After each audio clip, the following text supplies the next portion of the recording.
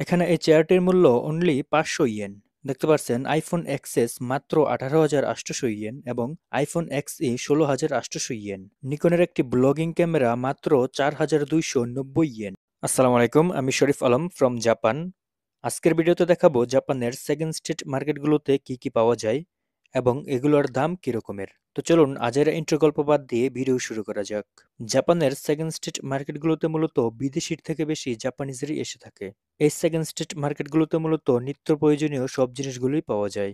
এখানে থালা বাসন থেকে শুরু করে ঘরের আসবাবপত্র, পোশাক আশাক, ঘড়ি, জুতা, এমনকি আইফোন, ল্যাপটপ, কম্পিউটার সহ নিত্য প্রয়োজনীয় প্রায় অনেক জিনিসই পাওয়া যায় এবং এখানে ইলেকট্রনিক জিনিসগুলোও পাওয়া যায়। এই মার্কেটের অধিকাংশ জিনিসগুলো ব্যবহৃত হওয়ার কারণে দামও অনেকটাই কম। তবে এগুলো ব্যবহৃত হলেও দেখতে অনেকটাই নতুনের মতো। তো চলুন বন্ধুরা, আপনাদেরকে ঘুরে ঘুরে দেখাই এখানে কি কি রয়েছে এবং দাম কি রকমের।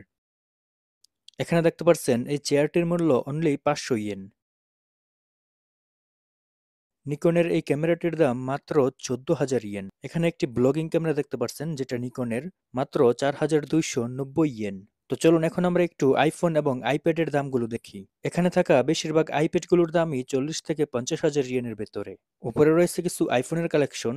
দেখতে পাচ্ছেন এখানে কিন্তু আইফোন 13 মিনি মাত্র 65,800 ইয়েন, যেটা ট্যাক্স বাদে। এখানে আইফোন এক্সএস মাত্র 18,800 ইয়েন এবং আইফোন এক্সি 16,800 ইয়েন। এখানে কিন্তু আইফোন সহ নানান ধরনের ব্র্যান্ডের ফোন রয়েছে।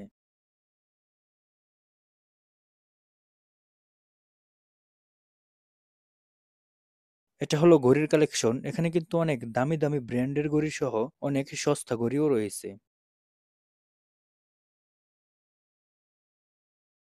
আমি যদি আপনাদের একটু টি-শার্ট এবং জার্সির কালেকশনগুলো দেখাই তাহলে আপনারা দেখতে পারবেন এখানে কিন্তু অনেক ধরনের টি-শার্ট এবং জার্সি রয়েছে। আমি আপনাদেরকে একটি জার্সি দেখাই। দেখতে পাচ্ছেন এটা কিন্তু খুবই ভালো কোয়ালিটির একটি জার্সি, দেখে মনে হচ্ছে খুবই নতুন। এটার মূল্য মাত্র 500 ইয়েন এবং এখানে থাকা সবগুলো টি-শার্ট এবং জার্সির মূল্যই 500 থেকে 2,000 ইয়েনের ভেতরে।